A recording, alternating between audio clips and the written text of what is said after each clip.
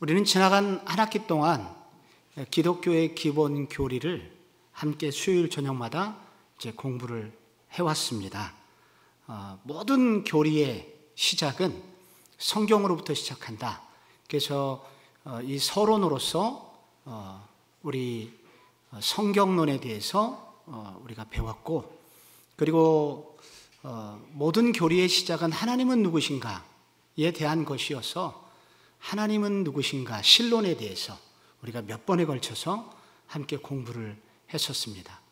하나님을 배우다 보면은 자연스럽게 인간이 누구인지가 보이게 됩니다. 그래서 그 다음에 인간론에 대해서, 인간은 어떻게 만들어졌고 인간은 어떤 상태에 있느냐, 이 부분을 함께 공부를 했었습니다. 인간을 공부를 하다 보면은 자연스럽게 인간 속에 있는 죄 문제가 발생이 되고, 이 죄는 하나님과 우리 사이를 완전히 갈라놓는 상태가 되었죠. 그래서 과연 이 인간은 어떻게 구원을 받을 수 있는가, 이 문제에 질문을 갖게 되는데, 그 질문에 대한 해답으로서 하나님께서 보내주신 분이 바로 예수님입니다. 그래서 배우게 되는 것이 예수 그리스도, 기독론에 대하여 저는 공부를 해왔었습니다. 이 기독론을 배우다 보면은 예수님께서 이제 기독론을 배우게 되면, 이제 기독론을 배우고 난 이후에 인간의 구원이 어떻게 이루어지는지를 또 배우게 됩니다. 그거를 일컬어서 구원론이라고 합니다.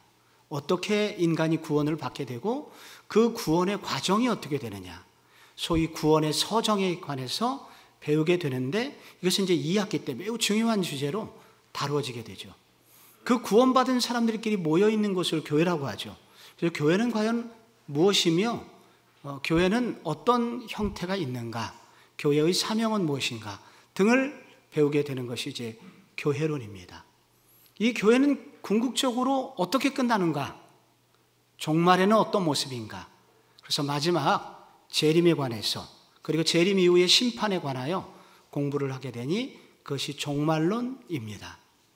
이렇게 성경론, 이 신론부터 시작해서 종말론에 이르기까지 이 구원에 관한 그 중요한 교리를 기독교의 기본 교리가 다루고 있습니다.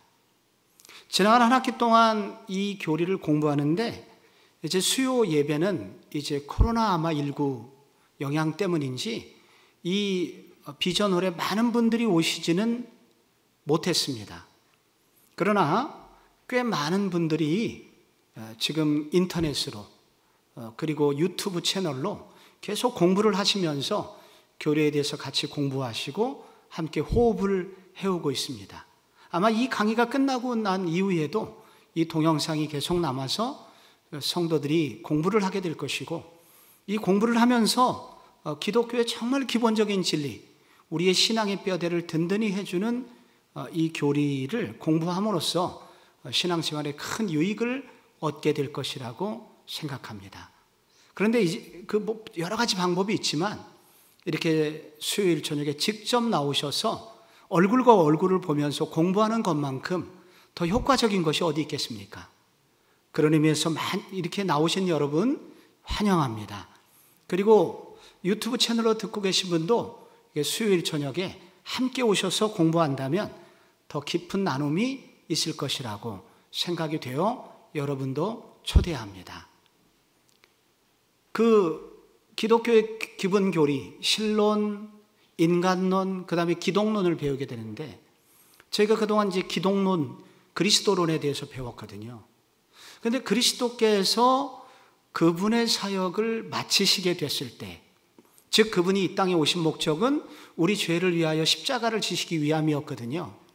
십자가를 지시고 그리고 부활하셨고, 그 다음에 뭐 하셨죠? 부활하셨고 그 다음에 그 전에 좀 이 땅에 오시는 건 좀 너무 빠르고요. 2학기 때 오시기로 돼 있거든요. 그거는 그래서 그분은 2학기 때 오시기로 돼 있어서 재림에 관해서는 2학기 때 배우게 되고, 부활하시고 난 다음에 뭐 하죠? 그렇죠. 승천하십니다. 승천하셔서 어디에 앉아 계십니까? 하나님 보좌 우편에 앉아 계십니다. 하나님 보좌 우편에 앉아 계셔서 그분이 하나님으로부터 모든 권세를 부여받으십니다. 그분에게 이제 심판권, 그 다음에 온 우주를 통치하는 통치권, 이런 것들이 그리스도에게 다 주어지게 됩니다. 그리스도께서 승천하셔서 하나님 보좌 우편에 앉으신 순간을 뭐라고 그러냐면은 신학에서는 그분의 구속사역이 완성되었다. 그리스도께서 우리를 위하여 구원하시려는 구속사역이 그때 완성이 된 거예요. 그분의 하실 일이 이제 우리의 구원을 위하여 그리스도께서 하실 일을 다 하신 거예요. 그때 무슨 일이 생기냐면 바로 그 순간 성령님이 이 땅에 오시게 됩니다.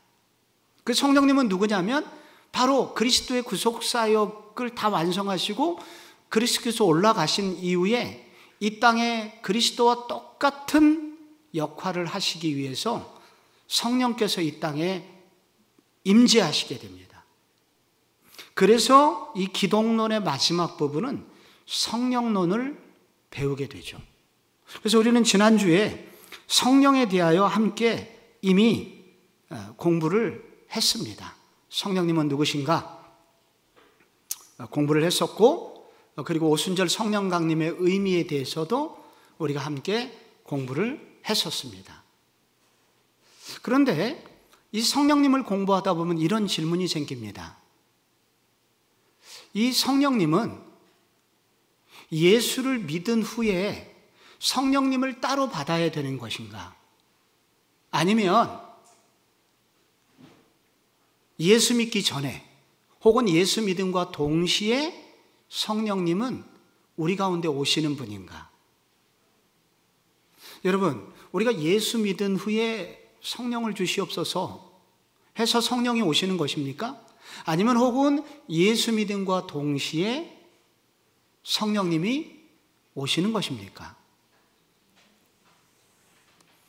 왜 이런 질문이 나오냐면은 제자들을 보니까 제자들은 오순절 성령 강림, 오순절날 그들에게 성령이 임하시기 전에 제자들은 예수를 믿었습니까? 안 믿었습니까? 당연히 예수를 믿었죠. 예수를 제자들이 믿었단 말이에요. 믿은 그들이 모여가지고 간절히 기도할 때 오순절날 성령님이 오셨어요. 그래서 제자들의 모습을 보면 예수를 믿는 거 따로, 그리고 그 이후에 성령을 구하여 성령을 받는 것 따로, 이렇게 받는 것처럼 보이거든요. 그래서 많은 분들이 질문을 합니다. 제자들도 이렇게 예수 믿고 그 이후에 성령을 받지 않았습니까? 그러니까 우리도 예수 믿은 후에 예수는 믿었지만은 그 성령은 별개라 성령은 따로 받고 성령을 달라고 구해야 됩니다. 성령을 부어주시옵소서. 이렇게 기도해야 됩니다. 이렇게 주장하시는 분들이 계세요. 그런데 바울의 고백을 보면 많은 구절이 있지만 특별히 고린도 전서 12장 3절을 보면은 이런 구절, 유명한 구절 알고 계시죠? 한번 읽어볼까요? 시작. 그러므로 내가 너희에게 알리노니 하나님의 영으로 말하는 자는 누구든지 예수를 저주할 자라 하지 아니하고 또 성령으로 아니하고는 누구든지 예수를 주시라 할 수 없느니라. 그러니까 이 구절을 보면은 성령이 아니고서는 예수를 주시라 할 수 없어요.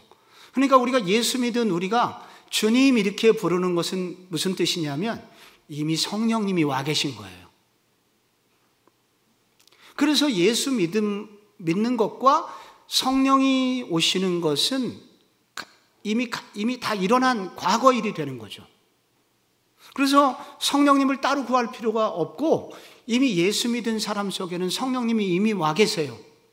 그 성령님에 의해서 우리가 예수를 주라고 부르거든요. 그래서 무엇이 옳은 것인가? 예수 믿을 때 성령님이 이미 오신 것인가? 아니면 예수 믿고 난 다음에 성령님을 따로 모셔야 되는가? 이 질문에 관하여 우리 21세기, 20세기가 배출한 정말 탁월한 기독지성인이었던 존 스토트가 많은 분이 그런 얘기를 했지만 이분은 이 부분에 대해서 성령 세례와 성령 충만이라는 책에서 이 부분을 깊이 심도 있게 다루면서 요약을 잘 했습니다. 이분이 어떻게 요약을 했냐면, 여러분이 받으신 가로의 존 스토트는 이렇게 말했다는 거예요. 오순절 성령 강림 사건은 매우 특별한 날이었다. 이날은 예수님께서 마치 이 땅에 오시는 성육신 했던 날, 성탄절날, 그리스도께서 온 우주, 구약 이전에도 그리스도께서 간헐적으로 이 땅에 오셨지만 그분이 본격적으로 육신의 몸을 입고 이 땅에 태어난 날을 성육신의 날이고 이게 역사적인 날인 것처럼 오순절 성령 강림의 사건은 구약의 성령께서 간헐적으로 역사하셨지만은 바로 이날은 성령님의 성육신하는 날이었다. 그래서 이 오순절 강림 사건과 그리고 그 이후는 다르게 해석이 되어야 된다. 그러니까 오순절 성령 강림 전 구약 시대죠. 그게 오순절 성령 강림 사건 전은 앞은 다 구약 시대예요. 그 구약 시대는 간헐적으로 오셨고 순간적으로 성령님이 어떤 분에게 오셨다가 그분이 사역을 마치게 되면 성령님이 떠나시게 되는 일도 있고, 다윗처럼 죄를 지으면 성령님이 떠날 수 있기도 했기 때문에 다윗도 기도하기를 주의 성신을 내게서 떠나지 말게 하소서라고 기도했어야만 했습니다. 그런데 오순절 성령 강림 사건은 무슨 얘기냐면은 바로 그리스도께서 구속사역을 완성한 바로 직후에 성령이 임하신 사건으로서 성령님이 이 땅에 성육신하신 날이어서 오순절 성령 강림 사건 이후에는 예수 믿음과 동시에 성령님이 오시며, 그 예수 믿음과 동시에 오신 성령님은 우리 속에 영원히 거주하시면서 우리를 떠나지 않게 된다. 이것을 성령의 내주라고 한다 하는 것을 우리는 지난주에 공부를 했었습니다. 다시금 정리하는 거예요. 그래서 여러분, 우리가 오순절 성령 강림 이후에 예수를 믿은 우리 모두는 예수를 믿음과 동시에 성령님께서 오시게 된다는 거예요. 그래서 우리가 예수 그리스도를 주라고 고백할 수 있는 것은 바로 동시적 사건으로서 그 성령님의 도우심으로 우리는 예수를 주라고 고백할 수 있게 된다는 것입니다. 그런데 성경에 딱 한 가지 예외 조항이 있습니다. 그게 사도행전 8장에 나오는 사건이에요. 사도행전 8장, 여러분 잠깐 저를 보세요. 여기만 보지 마시고 사도행전 8장 정도 되면 무슨 일이 있었는지 머릿속에 한번 그려보시겠습니까? 예루살렘 교회가 핍박을 당했죠. 스데반이 순교당한 이후에 핍박당하여 많은 사람이 흩어져서 복음을 전하기 위하여 전 세계로 흩어졌습니다. 그때 빌립이라는 사람이 바로 북쪽 사마리아 지방으로 올라가서 복음을 전했는데 너무나 많은 사람들이 복음을 잘 받아들였습니다. 많은 사람들이 예수를 믿게 되었었죠. 그런데 예수를 믿게 됐지만은 성경에 놀랍게 아직 그들에게 성령은 오시지 않았다 라는 구절이 나옵니다. 그래서 여러분 이제 보세요. 책을 여러분에게 나눠드린 교환을 보세요. 거기 8장 16절에 뭐라고 나와 있습니까? 이는 아직 한 사람에게도 성령 내리신 일이 없고 오직 주 예수의 이름으로 세례만 받을 뿐이더라. 이에 두 사도가 그들에게 안수함에 성령을 받은지라. 그래서 그 사마리아에 있는 교회가 빨리 예루살렘 교회로 사람을 보내서 베드로하고 요한을 초대했습니다. 제발 우리 와가지고 기도를 해 주십시오 라고 와서 기도를 해주니까 예수 믿었던 그들에게 성령이 임하게 됐다는 거예요. 그러니까 여기 보면은 바로 이 사도행전 8장 사건을 보면은 예수 믿음과 성령이 분리되어 있죠. 예수 믿었지만은 성령을 나중에 받았다는 거예요. 근데 이게 성경에 나오는 오순절 이후에 예수 믿은 사건 중에서는 유일하게 예외적인 조항이에요. 그래서 학자들은, 존 스토트는, 많은 학자들이 이 부분을 연구했고 왜 이런 일이 생겼는가, 그의 결론부터 말씀드리면, 예루살렘 사람들하고 소위 남유다에 있는 사람들하고 북이스라엘 사람들하고는 원수지간이었습니다. 그래서 그 수가성 여인이 예수님께 하신 말씀이 있죠. 말이 있죠.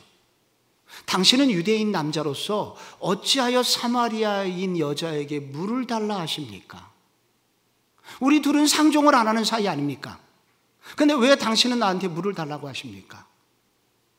그 정도로 여러분, 남과 북 사이에는 엄청난 간극이 있었어요. 엄청난 차이가 있었어요. 둘은 상종하지 않았어요. 그래서 학자들은 왜 베드로와 요한이 가서 안수할 때까지 성령이 내리지 않았는가? 그것은 만약에 그렇게 된다면 예루살렘 교회와 앞으로 사마리아 교단이 나뉘어져서 두 개의 기독교가 생겼을지 모른다. 그러나 성령께서 더디 임하심으로써 예루살렘 교회의 감독인 이 베드로와 요한 같은 분을 초대하여 그의 안수기도와 함께 성령이 임하심으로써 예루살렘 교회와 사마리아 교회가 온전히 하나가 되게 하셨다. 그래서 성령님은 이렇게 더디 오신 것이다 라고 학자들은 설명을 합니다. 그래서 이것을 제외하고는 모두 다 오순절 성령 강림 이후에 예수 믿은 사람은 그 예수 믿는 동시에 성령이 오시고 그 성령님에 의해서 우리는 예수를 주라고 고백을 한다는 것입니다. 약간 헷갈린 부분이 또 하나 나오는데, 사도행전 19장 2절에 보면은 너희가 믿을 때에 성령을 받았느냐? 바울이 에베소 지방을 전도하러 갔을 때 거기 어떤 사람들에게 너희가 믿을 때에 성령을 받았느냐? 이렇게 물었는데 이분들이 뭐라고 그래요? 우리는 성령이 계심도 듣지 못하였노라. 그래서 이 경우도 예수 믿음과 성령의 임하심이 분리된 것처럼 보이나, 사실 여기에 나오는 너희가 믿을 때에는 예수 믿을 때를 말하는 것이 아니라 요한의 세례, 그 다음에 3절에 나오죠. 너희가 그럼 무슨 세례를 받았느냐? 대답하되 요한의 세례니라 하면서 요 사건에 바로 예수 믿을 때에는, 이분들은 예수를 믿을 때라는 단어는 예수 믿는다는 것이 아니라 바로 요한의 세례를 받은 것뿐이다 라는 그런 믿음을 말하는 것이라 예수 믿음과는 상관이 없다 하는 것을 말씀을 드릴 수 있습니다. 왜 이걸 이렇게 강조하냐면, 여러분, 이것이 앞으로 성령님을 이해하는 데 굉장히 중요한 이슈가 되고 우리도 신앙생활을 할 때 매우 헷갈린 부분이라 이 부분을 명확히 하고자 합니다. 그래서 여러분, 오해하시면 안 되는 게, 이제 정리하면 여러분, 우리가 오순절 성령 강림 이후에 예수 믿은 우리 모두에게는 예수를 믿음과 동시에 성령님이 이미 오셨다는 것입니다. 우리 속에 성령이 오셨다는 거예요. 이거를 뭐라고 말하냐면, 성경은 성령으로 세례를 받았다. 예수를 믿었다는 말은 곧 이미 성령으로 세례를 받았다는 말과 같은 말이다. 그래서 또 성령의 세례를 받게 해주시옵소서라고 여러분이 기도하지 않아도 된다. 그래서 이 말은 무슨 말이냐면, 여러분 그 두 번째 페이지 넘기자마자 거기 굵은 글씨로 되어 있는 부분이 성령의 선물, 성령의 약속, 성령의 세례, 성령의 부어주심, 이런 말들은 다 똑같은 동의어입니다. 그래서 예수 믿을 때 이미 다 성령을 받은 것이다. 예수 믿은 이후에 따로 우리가 성령을 받는 축복, 이거를 받는 것이 아니라 모든 그리스도인이 처음부터 받은 축복. 그래서 예수 믿는 사람의 최고의 축복은 뭐냐? 성령을 받은 것입니다. 그 성령님이 떠나지 않고 우리 속에 내주하신 것입니다. 이것은 반복적으로 일어나는 것이 아니라 딱 한 번 예수 믿는 순간 일어나는 사건이라 이것을 단회적 사건이라고 합니다. 단회적으로 성령께서 우리 속에 확 들어오신 거예요. 그리고 떠나가지 않는 것입니다. 여러분이 예수를 믿습니까? 그렇다면 여러분 속에 이미 성령님께서 내주하고 계신 것입니다. 성령님이 여러분 속에 계신 것입니다. 그것도 떠나지 않고 영원토록 계십니다. 구약 성도들에 의하면 이것은 있을 수가 없는 축복입니다. 이 놀라운 축복을 여러분이 받으신 것입니다. 그런데 우리가 지난주에 뭘 배웠냐면 성령님이 우리 속에 오셨다는 것은 성령님만 계신 게 아니라 삼위일체 하나님이 동시에 거주하심이기 때문에 성부 하나님, 성자 예수님, 성령님이 함께 계시는 복을 받았으니 여러분 이것은 구약 성도들로서는 있을 수가 없는 축복이었다는 거예요. 우리는 이미 성령의 세례를 받은 사람들이고 이미 성령님이 우리 속에 들어와 계시다는 것입니다. 그럼 목사님, 우리가 성령을 부어주시옵소서, 성령의 충만을 주시옵소서, 이렇게 기도하는 것은 잘못된 것입니까? 이제 그렇지는 않아요. 그 다음 얘기가 있습니다. 여기 보시면은 그 3번에 보시면은 오순절 성령 세례를 받을 때 일어난 일이 있습니다. 제자들의 경험은 매우 특별한 역사적인 순간입니다. 그들은 이 성령님의 성육신하는 날, 성령을 처음 받은 날, 그날은 역사적으로 매우 중요한 날입니다. 오순절 성령 강림은. 그거는 우리에게 반복적으로 일어나는 것이 아니라 제자들에게 아주 특별히 일어난 날이거든요. 왜냐하면 그들은 바로 그 성령 세례를 받은 그날이 바로 그날 무슨 일이 벌어졌냐면 그날은 그들이 성령 세례를 받은 날이죠. 우리로 말하면 예수 믿은 날. 그 제자들은 바로 그날 처음으로 성령 세례를 받은 거예요. 그 이전에는 성령님이 간헐적으로 오셨고 그날 오순절 성령 강림하는 그날 제자들에게 임한 성령은 바로 그 이후에 오는 모든 사람이 우리가 받는 성령, 예수 믿을 때 받는 성령 세례를 바로 그날 받은 것이거든요. 그런데 그날 성령 세례를 받은 그날 어떤 일이 그들에게 일어났었냐면은 사도행전 2장 4절에 보니까 저희가 다 성령의 충만함을 받았다 라고 나옵니다. 그래서 바로 그날 성령 세례를 받는 첫날 제자들에게 무슨 일이 일어났었냐면은 성령의 충만을 그들이 경험하게 됩니다. 근데 이 성령의 충만이라는 이 개념은 앞으로 제자들이 그날 성령의 충만함을 받았지만 그 이후에 성령의 충만은 지속되지는 않았습니다. 제자들이 사도행전 2장에서 받았던 성령의 충만함은 지속되지는 않았어요. 성령의 세례를 받아서 성령님이 내주하시는 것, 성령의 내주, 성령님은 우리 속에 계속 그 제자들 속에도 계시고 우리 속에도 계시지만 그 제자들이 처음 성령의 세례를 받을 때 그들이 체험했던 성령의 충만함이라는 경험은 그들에게 날마다 계속되지 않았습니다. 어떤 때는 충만하지 않을 때도 있었습니다. 왜 그러냐면은 사도행전 5장 18절에 우리 모두 다 알고 있는 구절이거든요. 술 취하지 말라. 이는 방탕한 것이니 오직 성령으로 충만함을 받으라. 이게 무슨 말이에요? 예수 믿는 사람이 성령으로 충만할 수도 있고 충만하지 않을 수도 있다. 그래서 성령님이 우리 속에 계시긴 하지만 이 성령님의 영향력이 우리 속에 충만한 날도 있고 그렇지 않은 때도 있다. 그래서 우리 목사님들이 혹은 부흥회 때마다 이렇게 컵에 물을 따르는 것을 많이 비유로 이렇게 말씀하시잖아요. 그래서 여러분 여기에 물을 이렇게 따를 때 이 컵 속에 물이 가득 넘치면은 위에 이물질이 다 밖으로 빠져나갑니다. 그것처럼 우리 속에 성령이 충만하게 되면은 우리 속에 있는 죄의 능력이 약화되고 사라지게 됩니다. 그러므로 성령의 충만을 받으십시오 라는 설교를 여러분이 들어오셨습니다. 그래서 우리 속에 성령님이 예수 믿을 때 내주하시지만은, 그러나 성령의 충만은 늘 충만한 것이 아니라 충만할 수도 있고 충만하지 않을 수도 있다는 것입니다. 그래서 그렇기 때문에 성경은 성도들로 하여금 늘 충만하기를 간구하라고 말하고 있습니다.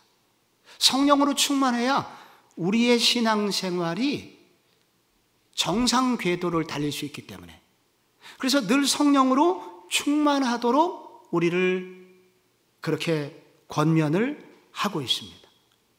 왜 성령으로 충만해야 되느냐? 몇 가지 이유를 거기다 써놨습니다.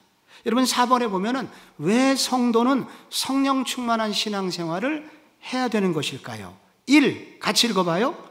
헌신된 그리스도인들의 일반적인 특징이기 때문입니다. 거기 사도행전 6장 4절 같이 읽습니다. 시작. 형제들아, 너희 가운데서 성령과 지혜가 충만하여 칭찬받는 사람 7을 택하라. 우리가 이 일을 그들에게 맡기고 온 무리가 이 말을 기뻐하여 믿음과 성령이 충만한 사람 스데반과 빌립과 등등 이 7 집사를 세우게 되죠. 그래서 이 7 집사의 특징이 무엇이었습니까? 성령과 지혜가 충만한 사람들이었다. 그래서 헌신된 그리스도인들은 성령 충만한 사람들이었다. 그래서 우리도 성령 충만하도록 성경은 권면합니다. 두 번째, 왜 우리가 성령 충만한 신앙생활을 해야 됩니까? 두 번째, 어떤 사역을 감당하기 위해서 꼭 필요한 일이기 때문이다. 누가복음 1장에 보면은 세례 요한이 태어날 것을 이 천사가 알려줍니다.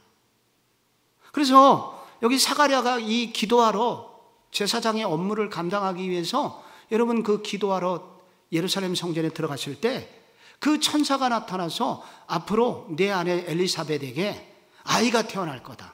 깜짝 놀라게 되죠. 그런데 그 세례 요한의 출생에 관하여 그 천사가 어떻게 예고하냐면 누가복음 1장 15절에 이는 그가 주 앞에 큰 자가 되며 포도주나 독한 술을 마시지 아니하며 모태로부터 뭘 받아요? 성령의 충만함을 받아 이스라엘 자손을 하나님께로 많이 돌아오게 하겠습니다. 그러니까 이 세례 요한이 앞으로 하는 일이 뭐냐면 많은 사람들을 하나님께로 돌아오게 하는 너무나 중요한 일을 하는데, 그 중요한 사명을 감당하도록 누가 도우시냐면 성령님이 도우시고, 그때 하시는 일이 뭐냐면 성령의 충만함을 받을 것이다. 그래서 중요한 사역을 하는 사람은 성령의 충만함을 받았다. 그래서 우리도 중요한 일을 하시는 분입니까? 우리도 정말로 중요한 사명을 띠고 살고 있습니까? 그러면 성령으로 충만하십시오 라고 도전하고 있는 것입니다. 또 하나, 복음을 전할 수 있는 능력을 성령님이 주시기 때문에 성령 충만해야 됩니다. 사도행전 4장 31절에 같이 읽으시면은 빌기를 다음에 모인 곳이 진동하더니 무리가 다 성령이 충만하여 담대히 하나님의 말씀을 전하니라. 여기 하나님의 말씀을 전하는 자들이 누구예요? 성령이 충만한 자들. 성령이 충만하자 용기가 생겼죠. 그래서 복음을 전할 수 있었다는 것입니다. 그러니까 우리의 힘과 능력으로서는 복음을 전할 수 없지만, 두렵고 떨리지만은 성령의 충만함을 받을 때 우리는 이 사명을 감당할 수 있다는 것입니다. 우리 바로 요 옆에 우리 그 월곡동에 그 월곡역에 이렇게 좋은 아파트가 있죠, 거기에. 근데 예전에 저희 학교 다닐 때 선배님이 거기에 사셨습니다. 근데 그 선배님께서 그 장인 어른을 만나러 처음 인사를 하러 갈 때 너무 떨렸대요. 그래서 그 마트에서 소주를 이제 2병을 사가지고 그거를 마셨는데도 진정이 안 되는 거예요, 마음이. 그래서 너무 떨려가지고 2병을 더 사가지고 깡술을 마셨습니다. 그래서 이제 초인종을 누르고 그 집에 가서 장인어른께 엎드려서 인사하는 그 순간 필름이 끊기게 됩니다. 그래서 도대체 내가 무슨 말을 했는지, 거기서 무슨 일이 깨어나 보니까 저녁이 된 거예요. 그 돌아오게 됐는데, 우리가 두렵고 떨릴 때 술을 마시죠. 그래서 술을 마시면 나도 모르게 용기가 생깁니다. 그래서 방금 읽으신 구절에 보면은 술 취하지 말라, 오직 성령의 충만함을 받으라 그랬는데, 우리가 복음을 전하려고 하면, 전도를 하려고 그러면은 떨려서 입이 안 떨어져요. 근데 신기하고 놀랍게 우리가 함께 기도하면서 성령을 구하고 성령님의 도와주심을 간구하고 나가면 나도 모르는 일이 벌어지게 돼요. 그래서 이번에 흑일도를 가고 사량도를 가고 우리 이제 청년들이 나가게 될 텐데 지금부터 겁을 잔뜩 먹고 있어요. 왜 그러냐면 요즘 흑일도는 옛날 흑일도하고 달라갖고 거기 김양식, 파래양식을 해갖고 1년에 5억, 7억씩 벌어요. 그러니까 서울에서 있는 우리도보다 5배, 10배씩 소위 1년 연봉이 많아요. 청년들이 보면 기가 막혀요. 할머니들이 다 고급 입고 앉아있어요. 젊은이들 왔나? 커피 한 잔에 아메리카노. 그러면서 따라주는 거예요. 예수 안 믿어요. 몇 년 전에 갔다 왔는데 기가 죽어 갖고 왔어요. 그 지금 겁을 잔뜩 먹고 있어요. 아니 좀 시골에 가면 시골 할머니답게 좀 맞아도 주시고 저 주시기도 하고 예수를 믿고 그랬는데 교회가 제일 가난해. 거기서 어떻게 벌써부터 기가 죽어 있어요. 기가. 제가 부탁을 했습니다. 방법은 딱 하나다. 오직 성령을 의지하는 거. 그래서 하나님의 성령이 어떻게 일하시는 것을 경험해야 된다. 그래서 요즘 밤 10시까지 기도회를 하고 있습니다. 그래서 여러분도 도와주세요. 기도해 주세요. 그래서 성령이 충만하면 복음을 전할 수 있는 힘을 얻게 되는 겁니다. 그래서 우리는 성령이 충만해야 된다. 근데 성령이 충만한 사람에게는 표시가 있습니다. 겉으로 드러나는 표시가 있고 우리 나만 알고 있는 표시가 있습니다. 반드시 표시가 나게 돼 있어요. 그래서 그 에베소서를 읽어보면은 그 술 취하지 말라 이런 방탕한 것이니 오직 성령의 충만을 받으라 라는 그 다음 구절에 5장 19절을 읽어보면은 예수 성령 충만한 사람은 이렇게 된다. 그래서 여러분이 성령 충만한지 아닌지를 아시려면은 요걸 읽어보시면 됩니다.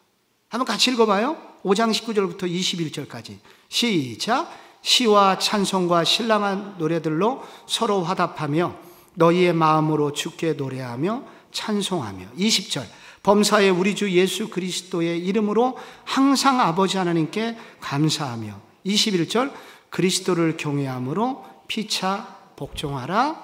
아멘.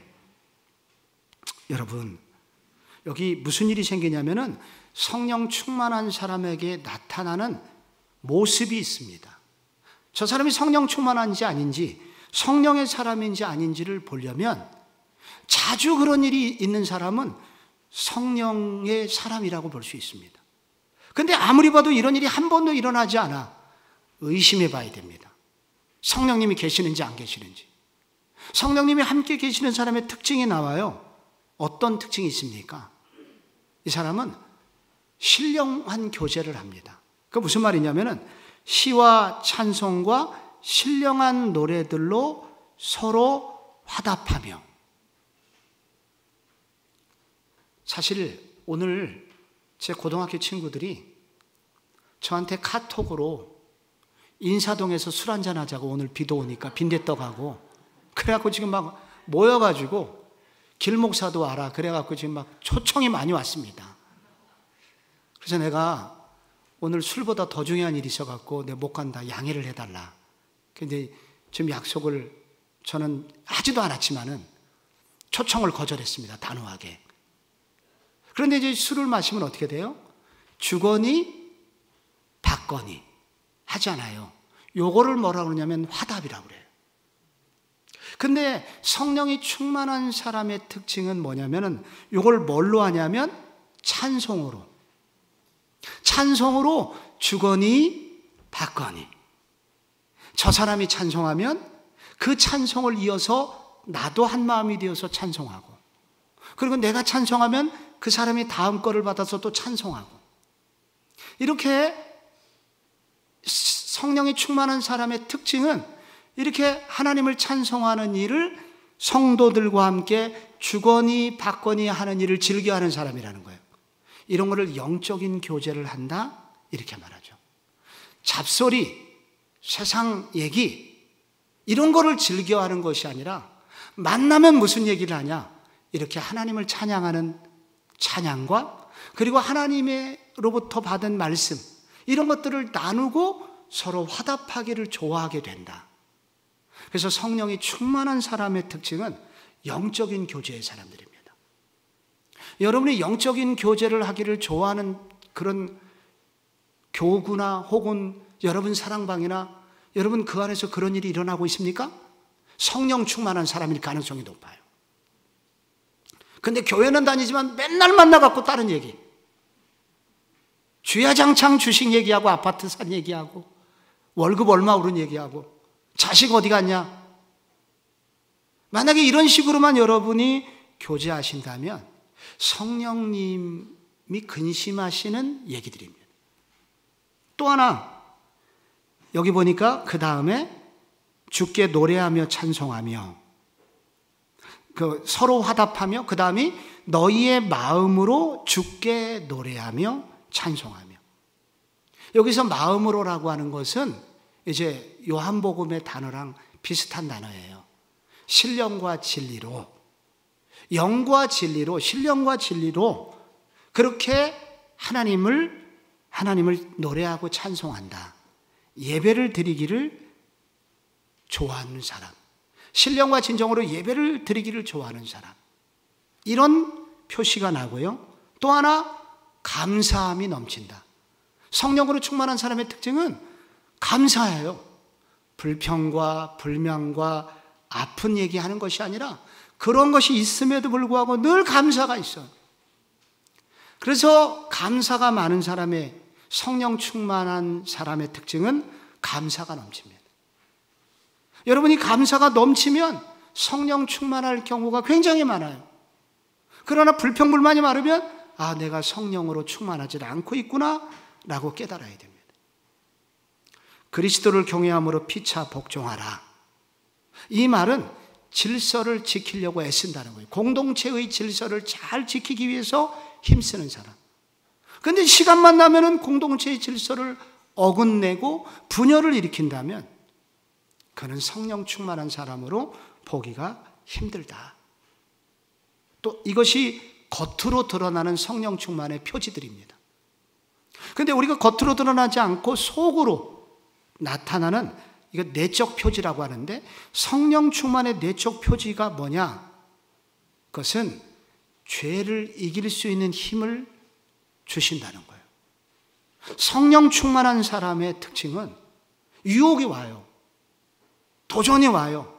그런데 성령님은 그런 죄를 이길 수 있는 힘을 주신다는 것입니다.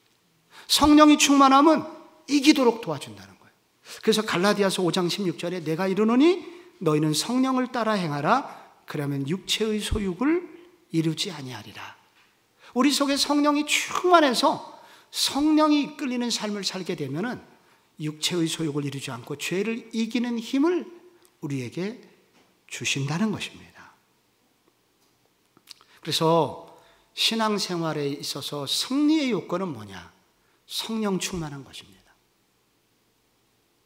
신앙생활하면서 하나님께서 나에게 맡겨주신 일을 잘 감당하는 비결이 뭐냐? 성령 충만한 것입니다. 우리의 가정 그렇게 어려운 일도 많고 힘든 일도 많지만은 이 가정을 천국의 가정으로 만들 수 있는 길이 뭐냐? 성령 충만한 것입니다. 성령이 충만하면 이 모든 문제를 이길 수 있다는 것입니다. 성령 충만해야 됩니다. 그럼 어떻게 하면 성령 충만할 수 있을까요? 여기 세 가지 비결이 나옵니다. 성령 충만을 받으려면 첫째, 회개를 해야 됩니다. 무엇을 회개해야 될까요? 거룩하지 못하게 살았던 거 회개해야 합니다. 고린도전서 3장 16절, 17절 같이 읽겠습니다. 시작. 너희가 하나님의 성령이 너희 안에 거하시는 것을 알지 못하느냐? 누구든지 하나님의 성전을 더럽히면 하나님이 그 사람을 멸하시리라. 하나님의 성전은 거룩하니 너희도 그러하니라.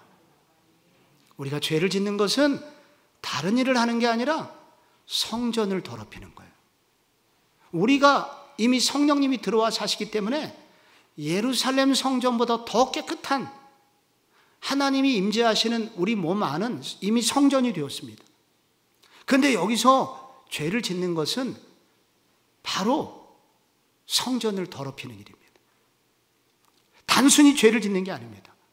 그러므로 거룩을 상실할 때 성령님이 일하시지 않게 됩니다. 그러므로 거룩하지 못한 것을 회개해라. 하나님 보시기에 거룩하지 않은 것, 여러분 속에 하나님 보시기에 거룩하지 않는 어떤 습관, 거룩하지 않은 말투, 거룩하지 않은 행동거지 회개해라. 그렇게 될 때 이제 성령 충만의 기틀이 마련됩니다. 또 하나는 성령을 근심하게 한 것도 회개해야 됩니다. 성령을 근심하게 한 것은 무엇일까요? 하나님의 성령을 근심하게 하지 말라. 그 안에서 너희가 구원의 날까지 인치심을 받았느니라. 여기 성령을 근심하게 했다는 것은 성령님을 뒷방 늙은이 취급한 것을 말합니다. 부모님하고 같이 살고 있어요. 그런데 부모님이 바로 거실에서 다 듣고 있음을 알고 있음에도 불구하고 부부가 큰 소리로 소리를 지르면서 이게 다 아버지 때문이고 어머니 때문이라고 이렇게 하면 어떻게 됩니까? 아버지 어머님이 골방에 숨으십니다. 숨어가지고 못 나와요. 숨도 못 쉬고. 그래서 성령님을 근심하게 한다는 것은 뭐냐면은 성령님을 위축시키는 모든 말투, 생각, 행동들. 그래서 우리 속에 성령님이 계시지만은 성령님이 우리의 내면을 완전히 장악하시고 성령님께서 왕이 되셔갖고 우리 인생을 이끌어가게 하도록 해야 되는데 성령님을 뒷방에 가둬놓고 절대 못 나오도록 만드는 거. 그게 뭐예요? 성령을 근심하게 하는 생각들, 말투들, 행동들. 이런 것이 성령을 근심하게 하는 거다. 그래서 성령을 근심하게 한 일이 떠오르거든 회개해야 됩니다. 회개가 성령님이 오시게 하는 지름길입니다. 또 하나 회개할 게 있어요. 성령의 불을 꺼뜨린 것을 회개해라. 이 데살로니가서 5장 18절에 보면은 범사에 감사하라. 이것이 그리스도 예수 안에서 너희를 향하신 하나님의 뜻이니라. 그리고 나오는 구절이 성령을 소멸하지 말며 라고 나옵니다. 여러분, 우리 속에 성령님의 불이 있어요. 소멸이라는 것은 불이 꺼지다는 것입니다. 우리 속에 성령님께서 불로서 오셨어요. 그런데 이 성령의 불이 활활 타올라야 되는데 성냥불처럼 혹은 바람 앞에 촛불처럼 아주 희미하게 성령의 불이 꺼져 있는 상태를 성령이 소멸되다라는 단어예요. 이게 왜 그런 일이 생기느냐? 그 옆에 되게 중요한 구절이 나옵니다. 그 옆에 무슨 구절이 나와요? 성령을 소멸치 말며 다음에 예언을 멸시하지 말고. 이게 중요합니다. 예언은 뭘까요? 예언은 미래를 얘기하는 게 아닙니다. 성경에서 예언은 설교를 말하는 설교. 설교 말씀을 들었어. 지난주에 공동체에 하나님께서 예언을 주신 거예요. 이렇게 살아라 라고 하나님의 말씀을 들었는데 돌아서서 나오면서 그거는 목사님 생각이고 만약에 그렇게 말씀을 무시한다면 그 사람은 성령의 불이 점점 소멸됩니다. 약해집니다. 그래서 성령님이 제일 그렇게 하는 게 하나님이 주신 말씀, 선포한 말씀을 멸시할 때 그 사람에게는 성령의 불이 꺼져만 갑니다. 여러분, 우리가 정말 성령님이 충만하도록 하려면은 거룩하지 못한 것 회개하고, 성령을 근심시켰던 것 회개하고, 예언을 멸시했던 것을 회개하고, 그렇게 회개할 때 성령께서 다시 우리 속에서 충만하게 임하시게 된답니다.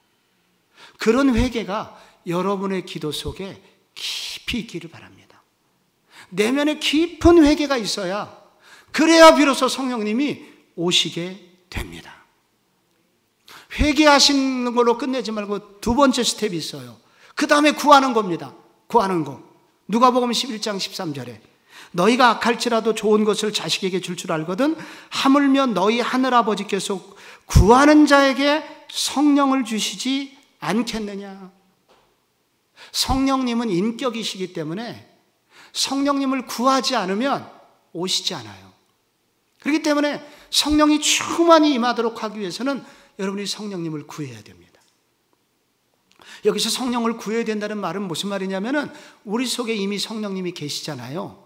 그러나 여러분 아셔야 될 것은 성령님은 우리 안에도 계시지만 지금 어디에도 계실까요? 온 우주에 충만하세요. 그분은 하나님이시기 때문에. 그래서 우리 속에 성령님, 우리 속에 더 충만하게 임하셔서 저를 변화시켜 주소서, 제 삶을 이끌어 주소서 라고 그렇게 기도를 하는 것입니다. 그래서 성령의 충만을 주옵소서라고 기도를 하는 게 제일 정확한 기도고요. 그와 같은 비슷한 기도가 이제 그런 개념으로서 성령을 부어주시옵소서, 성령님 임하시옵소서 라고 기도를 하는 것입니다. 성령님이 안 오셔서가 아니라 우리 속에 이미 계시지만 온 우주에 충만하신 성령님, 제 속에 충만히 임하시옵소서 라고 이렇게 기도하는 거, 이게 성령을 구하는 것입니다. 이렇게 성령을 구하면 어떤 일이 생기느냐? 성령님이 오시게 되고, 성령님이 오시면 무슨 일이 생기냐? 내가 할 수 없는 일, 내 힘으로 할 수 없는 일 성령님께서 하도록 도와주십니다. 98년 3월 26일은 제가 오늘 이 설교 준비하다 보니까 98년 3월 26일을 제가 적어놨더라고요. 그날은 제가 무슨 일이었냐면은 양재동에 있는 제가 그 횃불에 관해서 공부를 하고 있었던 시절이었는데, 그때 꼭 제가 들어야 되는 과목이 11시에 있는 그 채플이었습니다. 11시 예배 꼭 드려야 돼요. 제가 어떤 과정을 이수했어야 되거든요. 11시에 채플을 드려야 되는데 12시에 우리 교회 하나밖에 없는 장로님 결혼식이 합정동에 12시에 있어서 그날 제가 꼭 참석을 하고 기도를 해야 돼요. 기도. 그리고 그 다음날 제가 매우 중요한 과제를 그 다음날 또 제출을 해야 돼요. 그런데 그날 목요일 날은 또 그날 목요일이었는데 그 목요일 저녁에는 제가 대학생 선교단체 예배가 있는 날이야 또 설교를 해야 돼요. 제가 어떻게 그걸 감당할 수 있겠습니까? 여러분 생각해 보세요. 그날 제가 40일 또 특세 중이었어요. 그래서 그날 제가 40일 특세 목요일 아침에 무슨 기도를 드렸냐면, 주님 내가 오늘 일정이 이렇습니다. 주님 보셔서 알겠지만 이게 저는 도저히 일을 할 수가 없습니다. 막 그렇게 새벽에 부르짖고 정말 성령님의 도우심을 구하는 거죠. 그날 무슨 일이 있었냐면은 학교를 갔더니 교단 총회 때문에 학교에서 체프를 드릴 수 없다고 양해해달라고. 저야 얼마든지 양해가 가능하지 않겠어요? 너무 양해가 되더라고요. 저는 그 시간에 설교 준비했어요. 놀랍게 그날 차가 얼마나 안 막히냐면 양재동에서 합정동 가는데 20분 걸렸습니다. 기적 같은 일이죠. 그날 저녁에 설교가 왜 이렇게 또 잘 돼요? 예상하셨겠지만 여러분. 물론 저의 착각일 가능성도 매우 높지만은. 그리고 그 집에 돌아와서 제가 준비한 자료로 매우 빠르게 레포트를 쓸 수 있었습니다. 저는 오늘도 얼마나 많은 짐을 지시고 살아가세요. 근데 이게 우리 힘으로는 안 되잖아요. 그러나 성령님은 성령의 충만을 구하라. 성령과 동행하는 인생이 되라. 내가 도와주마. 그렇게 말씀하십니다. 우리 힘으로 되는 것이 아니다. 성령을 구하라. 그 성령님과 동행하면 승리한다. 라고 약속을 하십니다. 회개하고 성령을 구하고 성령님과 동행하고자 성령님과 동행하면 그 성령님이 우리의 삶을 앞서서 인도하신다.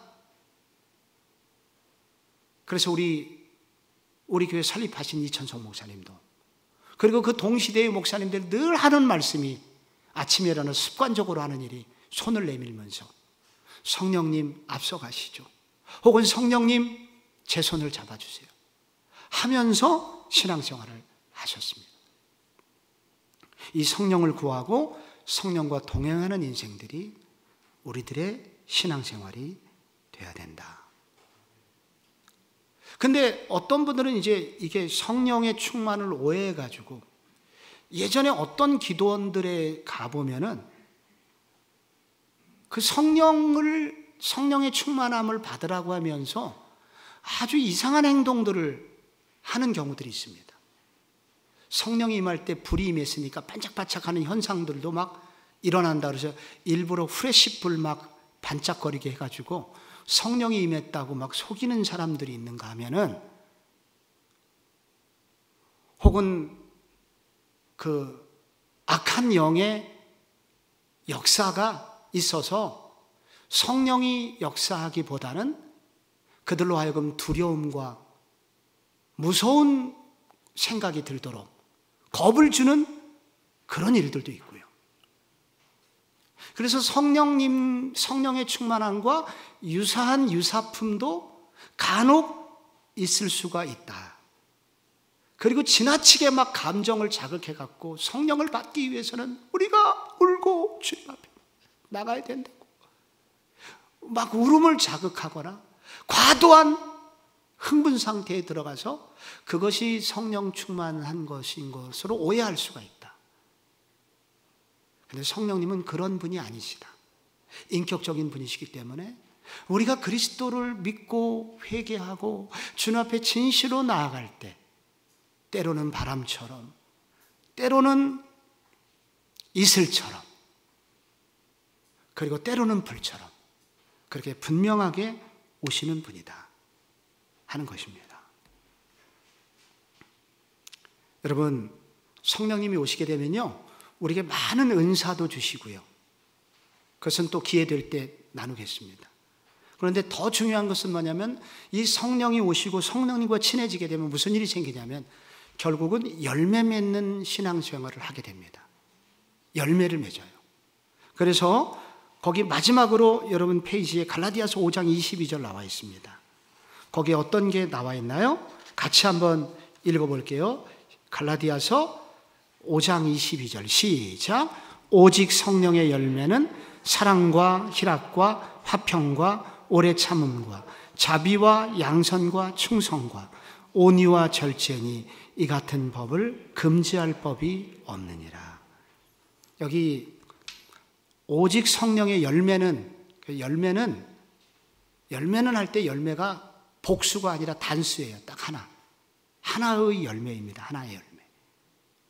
하나의 열매 속에 많은 요소가 있는 거예요. 그래서 하나의 열매라고 하는 것은 뭘로 요약할 수 있냐면 예수 그리스도의 인격, 예수 그리스도의 인격이라는 열매를 맺게 돼요.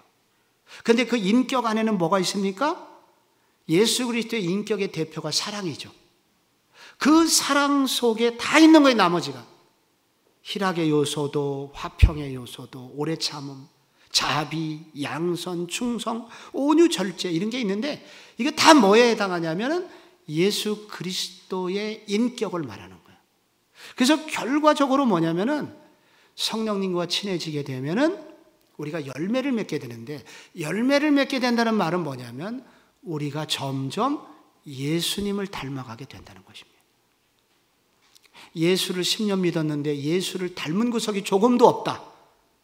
예수 안 믿는 거나 마찬가지입니다. 두려워해야 됩니다.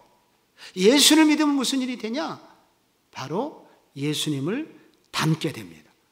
그런데 예수님을 안 닮으면 예수를 믿는다고 그러는데 자꾸 마귀를 닮아가요. 그러면 뭐가 문제입니까? 그 사람이 예수를 안 믿었든지 착각이든지 또 하나는 그 예수를 믿었다는 그 사람이 병이 든 거예요. 그래서 예수를 안 믿은 사람은 회개하고 예수를 믿어야 되고, 나무에 병이 들었으면 병충해를 고쳐야 그 나무가 열매를 맺듯이 우리 속에 있는 잘못된 신앙의 요소를 고치게 되면 결국은 예수를 닮게 됩니다. 그 열매를 맺게 됩니다. 그런 것을 도와주시기 위해서 우리 가운데 오신 분이 누구예요? 성령님. 성령님이 우리 속에 병든 부분을 고쳐주시고, 그래서 결국은 예수를 닮게 도와주시니 이 성령님이 오신 것을 기뻐하고 성령 충만하기를 위해서 간구하고 성령님과 동행하는 인생이 되어야 합니다. 윌리엄 템플이 이런 얘기를 했습니다. 한번 보십시오. 햄릿과 리어 왕, 이거는 셰익스피어나 쓸 수 있는 거라고. 이걸 써보라고 한다 그러면 여러분, 우리가 햄릿을 쓸 수 있습니까? 로미오와 줄리엣, 그런 희극을 우리가 만들어낼 수 있습니까? 그 셰익스피어나 하는 일이지 우리는 할 수 없다. 마찬가지로 예수를 닮은 삶을 살아라 하는 것은 나보고 셰익스피어 되라는 얘기다. 그러나 셰익스피어의 재능이 내 속에 있다면 나도 그런 희곡을 쓸 수 있을 것이다. 마찬가지로 예수의 영이 우리 속에 들어와 거주하시면서 나를 도와주신다면 우리는 예수님의 인격을 닮아갈 수 있을 것이다. 그렇게 도와주시는 분이 성령님이시니 이 성령님과 동행하기를 기뻐하시고 사모하시는 여러분 되시기를 축복합니다.